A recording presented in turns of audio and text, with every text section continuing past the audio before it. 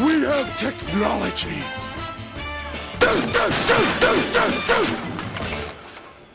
Hello everyone, Deo here. Today we'll be looking at the blade from KBD fans. Basically, this is an asymmetric Tofu 60 but with a modified tray mount where the standoffs are burger mounted with O-rings. This is based from one of the popular mods you can do with the Tofu kit where O-rings are placed between the screws and the standoffs. This allowed more flex and a softer typing experience, as well as changing the acoustics. If you want to know more about this mod, I will link a video in the description below. Now back to the blade. It was packed in this fancy magnetized box, which I wasn't expecting. The kit comes with an aluminum case, backplate. You can choose between aluminum, polycarb, or brass. DZ60 RGB V2, a hot swap PCB, and you can choose between with or without arrow keys. Cherry screw and stabilizers, and case foam. If you want a PCB foam, you will need to pay extra for that. For my kit, I went with a brass backplate and PCB foam. Let's talk about the case. This is completely subjective whether or not you will like the look of it. It is an asymmetric aluminum case and this is what grabbed my attention, and the modified tray mount was the secondary. This is my second board from KBD fans, and once again, no issue with quality control in terms of anodized aluminum. It has a 7-degree typing angle, the edges are quite sharp and might actually hurt yourself when you slam your fist on a table and just graze the pointed edge. If you are using a wrist rest, I found no issues in terms of ergonomics with the blade, but there is a small gap if you want to align your wrist rest with it, which doesn't bother me. Assembly is quite simple. Put the O-rings between the standoffs, and the O-rings themselves have adhesive on one side so it will stick on the standoffs. Screw in the standoffs on the case and place the PCB and screw it on.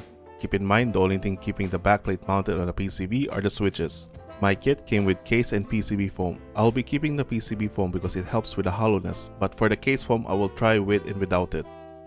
With the case foam there is minimal flex and the typing experience is quite stiff but not tray mount stiff.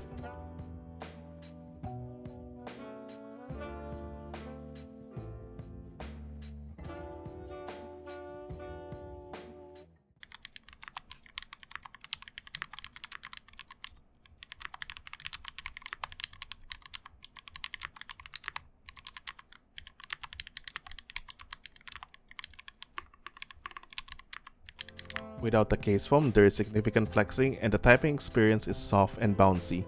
The drawback of this is that it sounds hollower and you can feel the inconsistency in terms of softness when typing. The keys that are close to the standoffs are stiffer.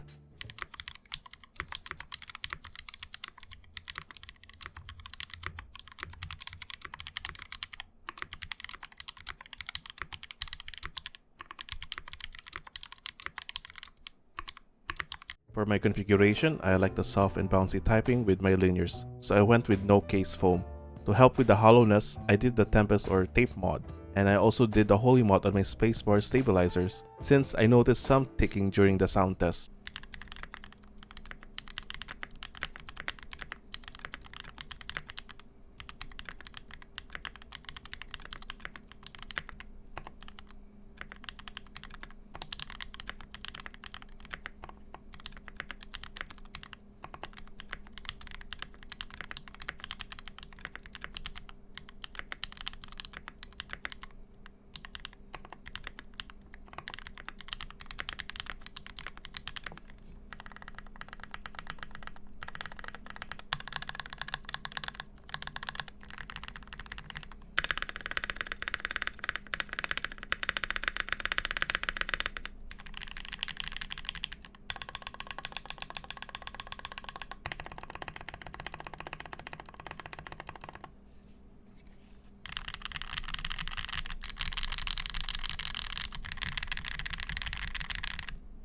Now, do I think this is a good board?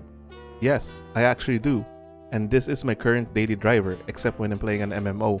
I still need my F keys for that. I love the soft and bouncy typing when using linears. If you prefer stiffer typing, then you can add the case foam, which is still softer compared to a tray mount. Compared to the Tofu, this is $30 more expensive, but you get a unique looking board and a modified mounting style based from a mod that actually works. These are just my own opinions and I would like to hear yours, so comment down below. I hope this video was helpful to you and thanks for watching.